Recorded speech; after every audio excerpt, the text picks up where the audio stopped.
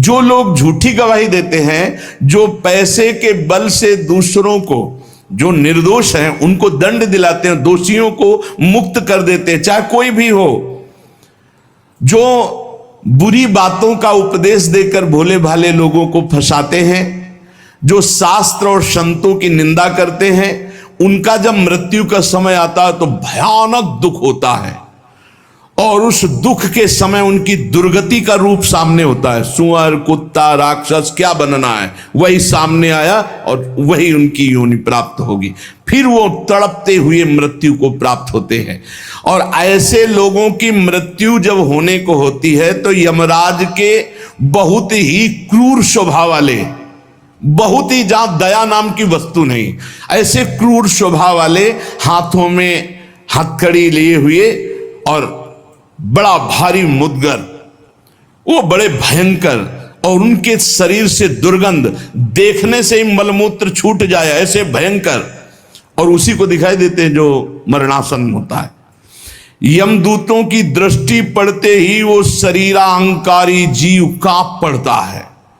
अब बोलने की हिम्मत नहीं, कफ पित्त वायु सब बिगड़ चुका है, कोई सहयोग देने वाला नहीं, सांस भी नहीं ली जा रही। अब उसका चित्त वहीं भ्रमण करेगा, मेरा पुत्र बचा ले, मेरी पत्नी बचा ले, मेरा परिवार। भगवान की तो याद जीवन में की नहीं, तो अब भगवान की अगर याद की होती तो ऐसी दुर्दशा नहीं होती।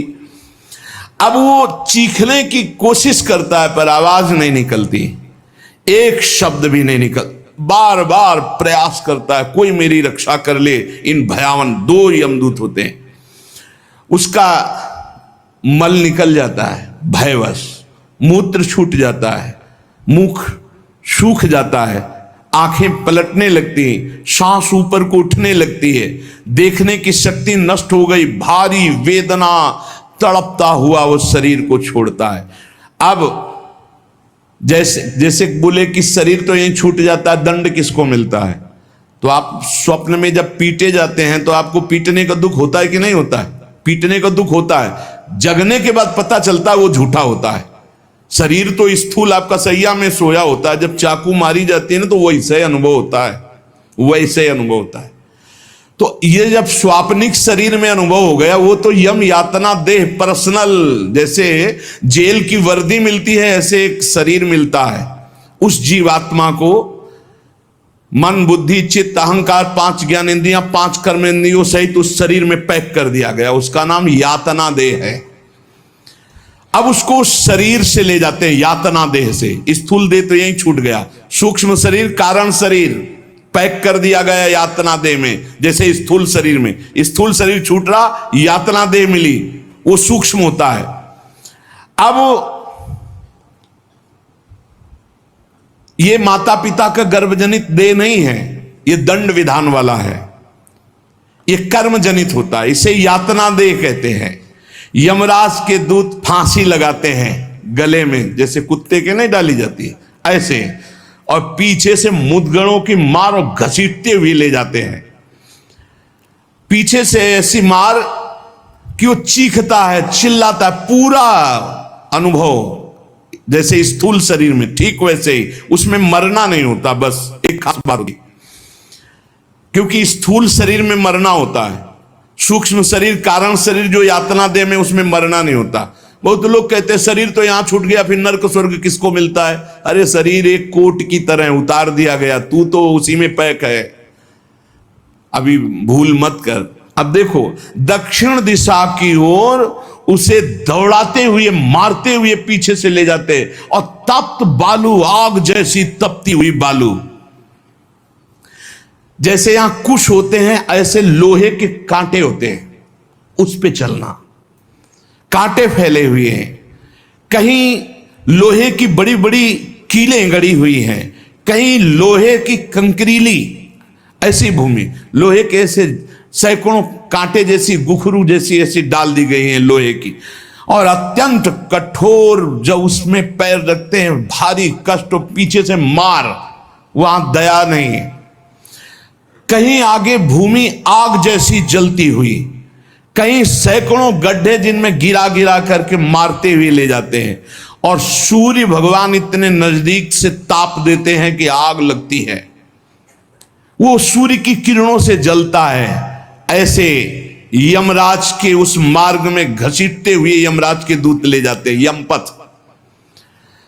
और बीच बीच में दूत उनको कठोर ताड़ना देते हैं, रोक रोक के। मरना है नहीं। जिस समय जीव को घसीट कर ले जाते हैं, सैकड़ों घुड़कियां मार, इस तरह का कष्ट हो, अब वहां से उसको उसके कर्म के अनुसार नरकों में ले जाया जाता है। जिसने यहां सूर्य भगवान को प्रातःकाल उठ करके जलांजलि दी है, पुत्र हैं भगवान यम, सूर्य पुत्र, जो अपने पुरखों का पिंडदान किया है, जो समय समय पर अपने पूज्य जनों को, गुरुजनों को, संतों को अपने घर में बुलाकर भोजन पवाया है, जो बुजुर्गों को तेल मालिश करके, जैसे उन्होंने हमें तेल मालिश करके पुष्ट किया, ऐसे वृद्ध माता पिता के जो चरण दबाना है, शरीर पर तेल लगाना है, उनके वस्त्र धो देना, उनको भोजन कराना है, उसको वहां थोड़ा आदर मिलता है। बैठो, खान पान, थोड़ा सुख सुविधाएं, नरक से नहीं बचोगे। भगवत भाव के बिना नरक से नहीं बचोगे। जो जो उसने सेवाएं की हैं वो सेवाएं, आओ नरक के मार्ग में तो थोड़ा तेल मालिश हो जाएगा, खवा पिया दे जाओगे, थोड़ा शीतल जल पीने को मिल गया, खान पान की विश्राम की व्यवस्था थोड़ी समय के लिए। अरे इसीलिए जैसी हरिवंश नरक गति दो, ये जो अपने माता पिता को गाली देते हैं, जो मनमानी आचरण करते हैं ना, खूब अच्छे से तृप्त होते हैं। अब बात ये कि याद नहीं रहती ना, जैसे गर्भ की बात याद नहीं, यार गर्भ की बात याद आ जाए तो तुम भजन के सिवा कुछ नहीं करोगे। मरने की बात याद आ जाए कि पीछे जब मरे थे तो कितना कष्ट हुआ, मां के गर्भ में रहे कितना कष्ट हुआ, ऐसी जेल तो है ही नहीं मां के गर्भ जैसी। विचार करके देखो। अब वो मृतक जीव जो जो सुविधाएं दान की थी, वो उसे कुछ दिन के लिए वहां सैया मिल गई, भोजन मिल गया, विश्राम मिल गया। कुछ दिन के लिए भाई, बहुत होश में दान पुण्य के भरोसे मत रहना। अब जब वो पुण्य खत्म हुआ उनका, तो यमदूत उनको साथ लेकर गए। 12 दिन तक उसको पुण्यों के भोग का अवसर मिलता, तभी तक 13वीं तक कहते हैं जीव को नरक की गति नहीं दी जाती। 12 दिन तक उसको होगा कोई विश्रामालय, उसमें रखा जाता है। 12 दिन तक जो पुण्य हुए उनको भोग ले, अभी आराम कर लो, नरक आए हो। अब नरक में प्रवेश होगा 13 के बाद। तभी कहा जाता है जल्दी जल्दी 12-13 दिन खूब पुण्य कर ले, उसको दान करो आत्मा को, तो उसकी उन्नति हो जाएगी। कोई ये झूठी बातें नहीं है। और राधा नाम बोल दिया एक बार तो इसके बराबर कौन सा पुण्य होगा। यमराज के खाते में पुण्य वाला है ही नहीं ऐसा जितना राधा। अरे जाना ही नहीं पड़ेगा भैया। राधा नाम जिसकी जिभ्या से निकाल, अनुल्लिख्यानंतान तदपराधान मधुपति। इसीलिए तो गरज कर कहते हैं, अब जिनको नरक भोगना है वो नहीं सुनेंगे भगवान नाम महिमा, भगवान नाम जप नहीं करेंगे। 12 दिन के बाद 12 दिन तक वो अपने घर के वालों के दिए हुए पुण्य आदि जो उसको भोगता है। फिर जब पिंडदान हो जाता है 13वीं, तब तत्र यद बांधवस्तोयम प्रयच्छन्ति तिलैः सह यच्च पिंडम प्रयच्छन्ति नियमानस्तदनुते तैलाभ्यांगो बांधवानां अंग संवाहनम च यत् तेन चाप्याप्यते जंतुर यच्चास्नन्ति सुबांधवाः। जब शरीर छूटता है उस समय से बहुत होश में रहो, सब कुछ मिलेगा उसको। जीवात्मा जो छाती के पास बैठ के ले नाक बहा रहे हैं, आंस बहा रहे हैं, यही पीने को मिलेगा उसको। बहुत होश में राधा राधा, कम जिंदगी में वो नहीं जपा तो तुम तो कीर्तन कर ले, वो मिलेगा फल उसको। 12-13 दिन का ऐसा हिसाब रखा जाता है कि बांधोजन परिवार की, लेकिन रोना धोना। मृत्यु से 12 दिन बीतने के पश्चात यमपुरी को खींच कर ले जाया जाता है उस जीव को। अरे यमपुरी भैया हुआ जैसे जेल पहुंचे, कोई थप्पड़ लग रहा है, कोई डंडा लग, वो देखे कि प्राण छूट जाते कि हमारे ये दुर्दशा। मरना नहीं खास बात है, यमराज की यमपुरी को देखते ही प्राण सूख गए। कोई काटा जा रहा है, कोई कोल्हू में पेरा जा रहा है, कोई पकौड़े की तरह तला जा रहा है, हाहाकार मचा, मरना किसी को है नहीं। मृत्यु काल ये सब वहां नजर आ रहे हैं। मूर्तिमान मृत्यु, मूर्तिमान काल, जो यमपुरी में दंड हो रहा है। काजल की राशि के समान, जैसे काजल के पहाड़ ऐसे यमदूत हैं कि ऐसे पचका दे तुम्हें, ऐसे नींबू जैसे नहीं निचोड़ा जाता, ऐसे निचोड़ दिए, फिर छोड़ दिए, फिर वो जी गया, फिर निचोड़ दिए। अब बोले 10,000 वर्ष तक यही करना है उसको, अब 10,000 वर्ष तक वो ऐसे करता रहे। क्या दुर्दशा। तभी हरिवंश महाप्रभु कहते हैं, रस सिद्धांत का वर्णन जब करते हैं तो कहते हैं, जैसी हरिवंश नरक गति दुर्भरी, बहुत कठिन है नरक की गति। तभी कहते हैं नरक जाओगे होश में रहो, तो मतलब सबसे बड़ा दंड नरक का। लोग कहते हैं कि कहां नरक स्वर्ग है, किसने देखा है, तुम देख लोगे। ऐसे आचरण रख रहे हो जो संतों की अवहेलना करे, शास्त्र की अवहेलना करे, भगवान को अवहेलना कर रहे हो, अपने आप देख लोगे पर बताने नहीं आओगे। बस खास बात ये है। और भौहें कैसी, टेढ़ी भौहें, काजल के समान काले, और विकराल मुख, लंबी दाढ़ें, कुरूप, आवाज भीषण भयंकर, और रोम ऐसे जैसे बंबूल के कांटे कि अगर ऐसे कर दे तो पूरा शरीर छेद जाए, ऐसे दूत। विशाल भुजाएं, पुष्ट भुजाएं, और सब यम दंड, यम पास लिए हुए, बड़े भयंकर, दुर्गंध आती शरीर से। जीव देख के घबराता है, उनके हाथों में फंसा हुआ। अब जो यहां पराये पुरुष से रति करती है, अपने पति को धोखा देकर, जो अपनी पत्नी को धोखा देकर दूसरी पराई स्त्री से, पतिवंचक पर पति रति करई, रौरव नरक कल्प सत परई। ऐसे ही पुरुष को, ऐसे स्त्री को। रौरव का बड़ा भयानक स्वरूप है। रौरव नरक की लंबाई चौड़ाई 2000 योजन है। 1 योजन 4 कोश और 1 कोश 3 किलोमीटर, तो 2000 योजन कितना हुआ, 4 दूनी 8, 8000 कोश, 2000 का 4 तो 8000 हुआ, और 8 त्रिक 24,000 किलोमीटर का है, 24,000 किलोमीटर का, और गड्ढा रूप है जिसकी बहुत गहराई है। यह नरक बड़ा दुखदाई है। इसमें अंगार रास बिछी हुई है, आगों की अंगार रास, दहकते हुए अंगार, बहुत ही। अब जो स्त्रियां पराये पुरुष से, तो वैसे ही सैया अंगार की और तपता हुआ आग का पुरुष। अब भैया वहां जो पुरुष पराई स्त्री से, ये लिव इन रिलेशन, ये गर्लफ्रेंड, तुम्हारा इंतजार हो रहा है रौरव में, नंबर लिख गया है। तस्मात् शास्त्रम प्रमाणमते, पशुवत आचरण नहीं।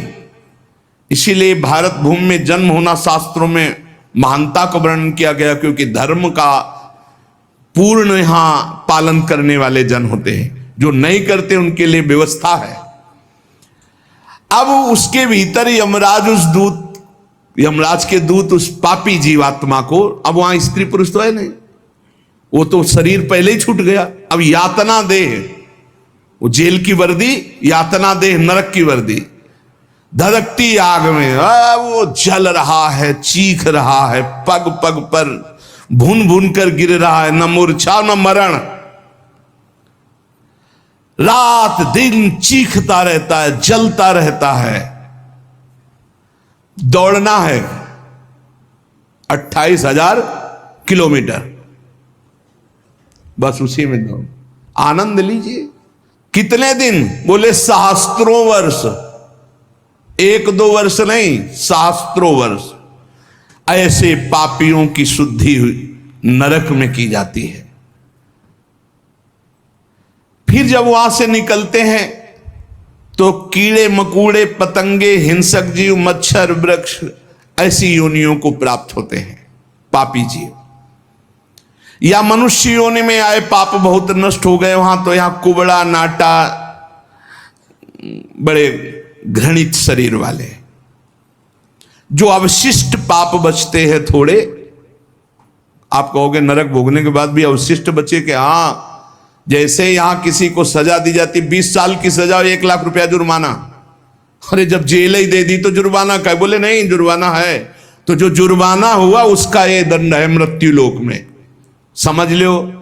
जैसे लोग प्रश्न कर देते हमें समझ में नहीं आता, जब नरक भोग लिया तो फिर यहां क्यों भोगना पड़ता है, तो तुम्हारी समझ में नहीं आता जब 20 साल की सजा दे दी 1 लाख जुर्माना रख दिया, वो जुर्माना ये मनुष्य से भजन कर ले हो, नहीं तुम्हारी दलीलें काम नहीं आएंगी।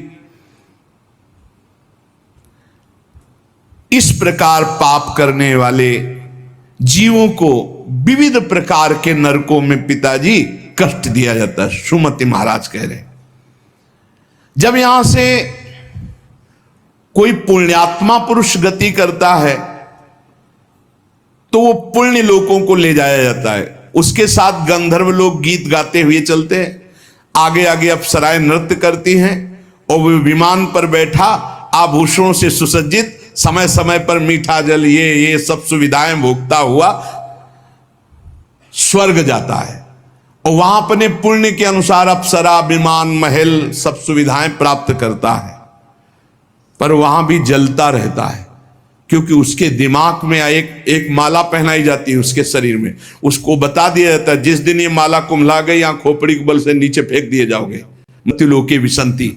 अब वो रोज माला देखकर जलता रहता है कि ये माला कभी, और जहां कुम्हलाना शुरू हुई तो भयंकर पीड़ा, ये सब छूट जाएगा, अप्सरा महल बड़ी सुख सुविधा में आ सकती और वो सब छूट जाएगी। अच्छा ये दुख, और दूसरा एक दुख बगल में दूसरी अप्सरा वाला निकला विमान जो उससे कई गुना सुंदर, कई, अब वो जल रहा है, उसको शांति नहीं। तब लगी कुशल न जीव कहूं सब मन विश्राम, जब लगी भजत न राम कहूं शोक धाम तज काम। पिताजी जो मनुष्य यहां वीर्य को नष्ट करता है, बर्बाद करता है, उसमें जीवात्मा होती है। ये बहुत ध्यान देने, इनको इनाम में महारौरव नरक मिलता है, परिणाम में महारौरव नरक। ये जो अष्टमैथुनों का प्रयोग करके बिना शास्त्र मर्यादा के वीर्य को बर्बाद करते, जैसे शास्त्र मर्यादा है संतानोत्पत्ति के लिए गृहस्थ मासिक धर्म के बाद पवित्रता होने के बाद भगवत चिंतन करते हुए भगवान की सृष्टि पूर्वक जो आराधना का भाव रख करके संतान उत्पन्न, बस उतने के लिए शास्त्र आज्ञा करता है। नहीं, मानव जीवन बहुत ही सावधानी के लिए वीर में ये सब हम आप जैसे प्रकट हुए ऐसे जीवात्मा विराजमान है, उसको यथास्थान ना समर्पित करके और नष्ट कर देना या फिर संतान नष्ट कर देना या बहुत तरह से जो ये है महारौरव नरक की प्राप्ति होती है।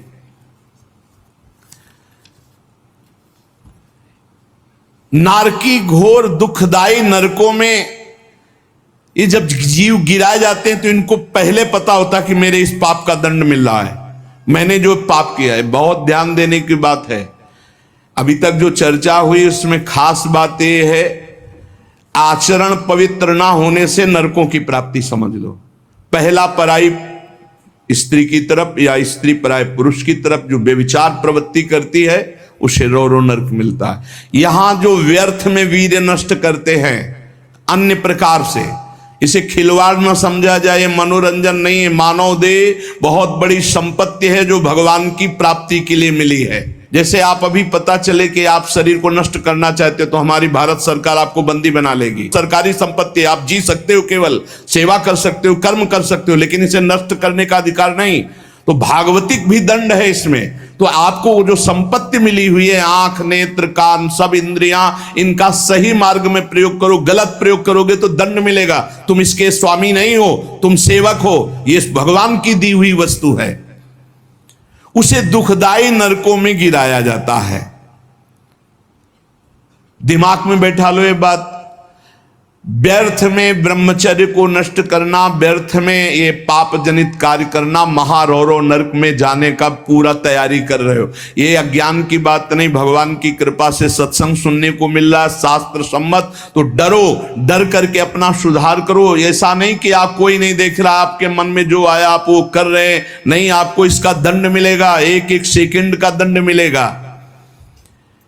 यमदूतों द्वारा घसीट घसीट कर ले जाए गए उस महान रौरव नरक में एक घंटी यंत्र की तरह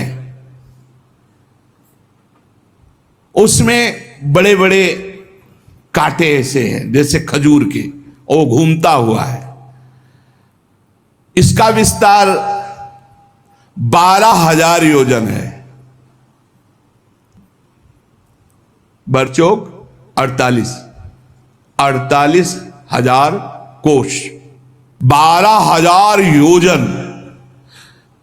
तांबे की सी तपती हुई धधकती हुई भूमि, और उसमें बिजली जैसा यंत्र घूमने, और बड़े बड़े खजूर जैसे कांटे, और ऊपर से उसमें फेंक दिया, तड़पता है ऐसे, बस उसी में तड़पते घूमते रहो। अरे बड़ा कष्ट में, वहां मरना ही नहीं है, तो वहां पूरा खेल बहुत कष्ट का है। नीचे से धधकती आग, ऊपर से राउंड करने वाला बिजली का जैसे झूला, और उसमें बड़े बड़े कांटे, अब फेंक दिया गया, और तड़प कर दूसरी तरफ गिरता है तो कांटे कांटे कांटे, नीचे गिरता है तो आग, फिर उठाकर उसके वो उसमें मनमानी आचरण नहीं।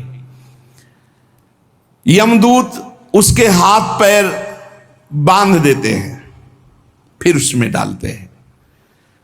इसी महारौरव नरक में एक स्थान, उसी 12,000 योजन वाले में, कौआ, बगुला, बिच्छू, मच्छर, गिद्ध और इन सबकी चोंचे, पूंछ सब लोहे की जैसी, वज्र जैसी कठोर, उसे नोचवाया जाता है। किसको?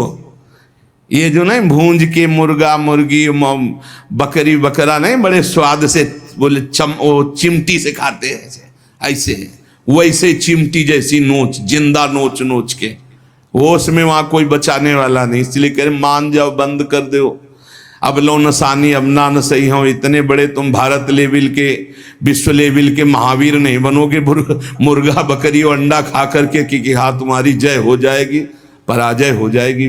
बंद कर दे रे। ये मांस मछली जीवों की हत्या करना, मनुष्य जन्म बहुत सुंदर मिला है भगवत प्राप्ति के लिए। जिनके कानों में पड़ रहे हो हाथ जोड़कर प्रार्थना है, रौरव नरक महारौरव नरक की तैयारी मत करो, ये मुर्गा मछली बंद कर दो। इतने बड़े बलवान नहीं हो जाओगे कि यमदूतों को पटक दो। यमराज के पास लौट के गए, बोले बहुत धुनाई हुई है, वो तो केवल हरि पार्षद कर सकते, दूसरे ले। नारायण पुकारा तो हरि पार्षद आ गए, बचा लिया उसे। समझो, कौवे, बगुले, बिच्छू, मच्छर, गिद्ध, ऐसे मच्छर ऐसा जो पूरा ऐसे इंजेक्शन जैसे बड़े बड़े ऐसे वज्र के समान, जिनकी चोचे मार मार करके नोचते। अब वो व्याकुल छटपटाता है। आप जब कर्म सुधारने थे तब तो मनमानी आचरण करते हो। ये बहुत संभल के, ये हम इसीलिए सुना रहे हैं कि जो नहीं समझ रहे कुछ नहीं, देख लेना भैया, देख लेना। बोले कि यहां कोई देखने को मिलता है? हाँ देखने को मिलता है। मर्सरीज गाड़ी में लग गई आग, वो अंदर है, जिंदा भून गए। ये क्या है तुम्हें समझ में नहीं आ रहा है? तुम जिंदा भून के खाते हो तो समय तुम्हें जिंदा भून देगा। तुम दूसरे को काट के खाते हो, एक्सीडेंट हुआ, यहां घुसा, निकलने के चांस नहीं, तड़प कर मरो। कर्म को अवश्य में भोक्तव्यम कृतम कर्म शुभाशुभम। किस जन्म का कौन सा कर्म तुम्हें दंड दे दे, डरो। यहां सब कुछ दिखाई दे रहा है, तुम आंख खोल करके देख लो।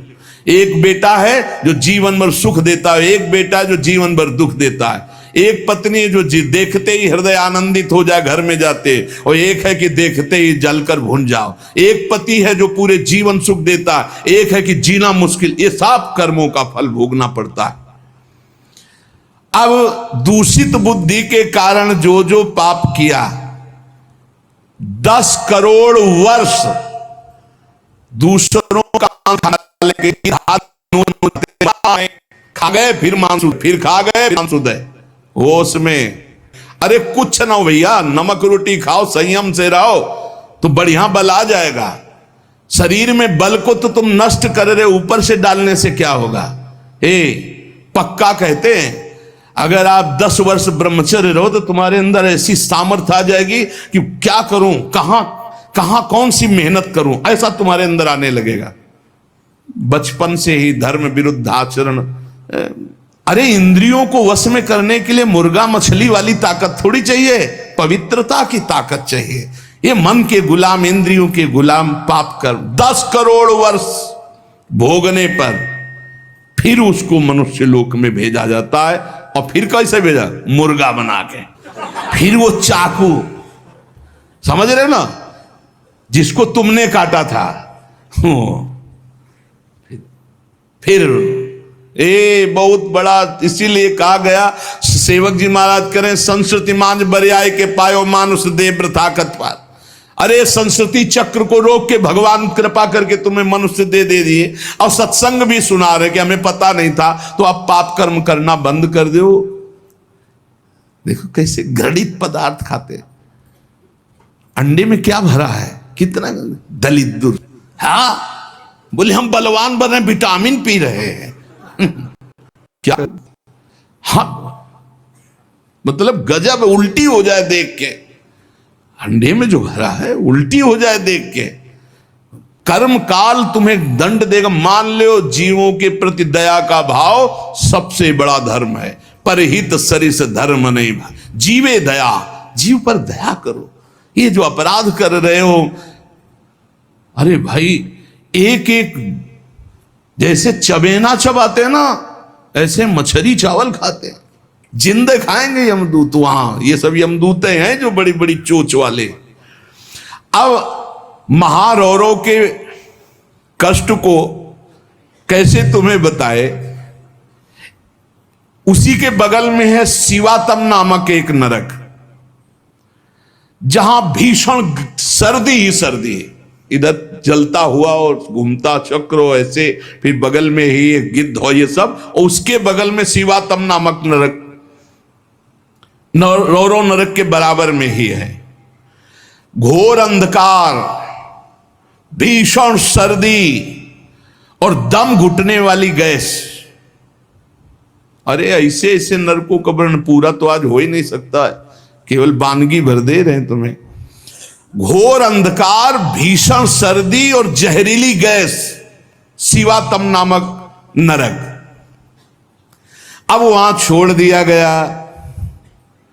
अब वो कांपते हैं, सांस लेने में वो जहरीली गैस उनकी दम को, मरना वहां है नहीं, और सब अंधेरा है, सब एक दूसरे को। और ये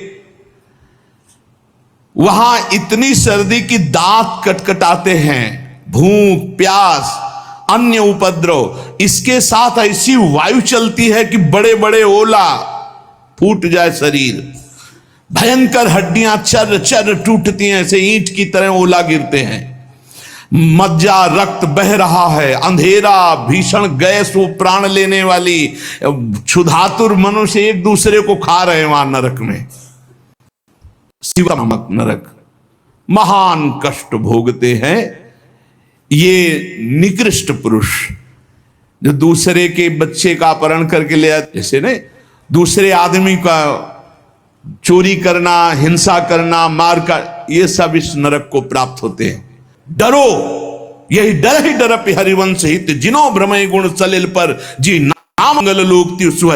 ये छोटे छोटे पक्षियों को तुम मारते, दूसरे धन अपहरणते हो, अस्त्र शस्त्र लेकर किसी दुकान में घुस गए, उसको मार दिया, काट दिया, उसकी संपत्ति छीन लाए, ले लो, तुम्हारा ये स्वागत होगा। शिवातम नामक नरक में डाले जाओगे, जहां केवल अंधकार, भीषण सर्दी, ओला की वर्षा और दम घुटने वाली गैस, और हजारों हजारों वर्ष वहां तुम्हें भोगना होगा। इसी के बगल में है निकृंतन नामक नरक। इसमें कुम्हार की चाक की तरह पूरा नरक घूमता रहता बड़ी रफ्तार से। ये थोड़ी देर रफ्तार वाले में किसी यंत्र में बैठ के देखना, बहुत रफ्तार से जो घूम रहा हो, चक्र की भांति निरंतर घूमता रहता है। और यमराज के दूत कोड़ा लिए खड़े रहते हैं, और जैसे उसके सामने आए तो इधर मारा चप से, और वो घूम के सर से वो उधर मारा उधर, चारों तरफ कोड़े की मार, और उस यंत्र अब वो उल्टी करता है, भयंकर भय लग रहा है, उसी में घुमाया जाता है। कुम्हार की चाक के समान चक्र की तरह निरंतर घूमता रहता है। यम दूत पापी के ऊपर कोड़ों की वार करते रहते हैं। शरीर पूरा मस्तक तक रक्तमय हो जाता है कोड़ों की मार्ग से, रफ्तार से वो घूमता है, प्राण निकलना नहीं है, सब चिथड़ा उड़ जाता है कोड़ों, और सब मरना वहां है नहीं, बहुत कष्ट भोगना पड़ता है। यहां जो शराब पीते हैं, शराब पी करके अपने पूज्य जनों का अपमान करते हैं, नहीं, उनको पृथ्वी घूमती नजर आती है शराब पीने वाले, वो उसी में डाले जाओगे, नरक वैसे ही बना है तुम्हारे लिए व्यवस्था। जो बड़े पूज्य जनों का अपमान करते, गाली गलौज, मदिरा पीना महापाप है ऐसा हमारा शास्त्र कहता, मान लो, इसमें ये मत सोचो कि जीव की हत्या नहीं, लेकिन हमारा जो शास्त्र के तस्मात् शास्त्रम प्रमाणम ते कार्य व्यवस्थित हो, ऐसा ना सोचो, बिल्कुल अक्षरशः सत्य है।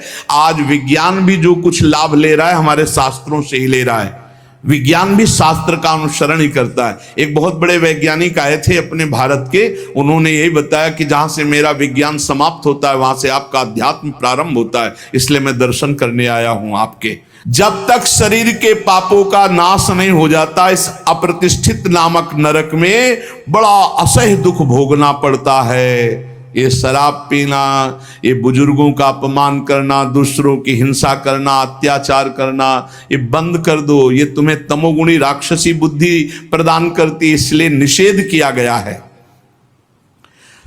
मनुष्य हजारों वर्षों तक इन यंत्रों को भोग करके जब पवित्र होता है, तब फिर उसको फिर यहां मृत्यु लोक में जन्म दिया जाता है। एक अस्पत्रवन नामक नरक है, ये 1000 योजन तक की लंबी भूमि का है। बड़े बड़े तलवार जैसे इसमें है, पत्ते हैं तलवार जैसे मजबूत, 1000 योजन में, ऐसे समझो एक वृक्ष है 1000 योजन, और ऊपर से फेंके जाते पापी, कई टुकड़े होकर नीचे गिरे, फिर उठा के फिर फेंके, यही क्रिया चलती रहती है। सूर्य की ऊपर से प्रचंड गर्मी, नीचे से जलता हुआ दाह, और बीच में तलवार जैसे ऐसे यंत्र, उनमें फेंका जाता अस्पत्रवन, तलवार की तीखी धार के समान। और जो आसपास जगह है उसमें बलवान कुत्ते रखे जाते हैं, जो 10,000 की संख्या में एक साथ, जो जीव फेंका गया कटा नीचे गिरा, सो शरीर पूरा हुआ, सो कुत्ते नोचने लगे। होश में हो जाओ, बहुत भयावह है। और उनकी मुख दाढ़ें भी बड़ी लंबी लंबी, कुत्तों की, व्याघ्रों के समान, इसलिए वो हाय हाय चिल्लाता है, वहां कोई बचाने वाला नहीं मिलता। इस अस्पत्रवन नामक नरक में बहुत दुख दिया जाता है। बार बार आहत होकर के नीचे गिरे तो अंगार, अगर थोड़ी देर शरीर बचा रहे तो कुत्ते नोच रहे, फिर उठाकर फिर उसमें डाला गया। एक भयंकर तप्त कुंभ नामक नरक है, जिसमें तेल खौलाया हुआ है, पकौड़ा की तरह पकाए जाते हैं। पुत्र सुमति ने कहा, पिताजी मैंने इन सब नरकों को भोगा है और मुझे 10,000 जन्म की स्मृति प्राप्त है, इसलिए मैं यथावत देख के कह रहा हूं।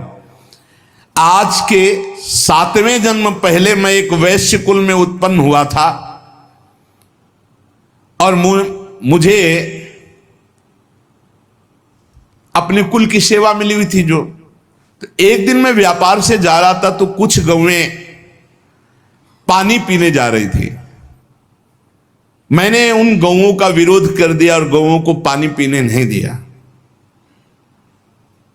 उसके अपराध से मुझे अत्यंत भयंकर नरक में डाला गया था, जहां आग की लपटे जैसी गर्मी थी और बूंद पानी नहीं। कई हजार वर्षों नरक भोगना पड़ा था एक अपराध का।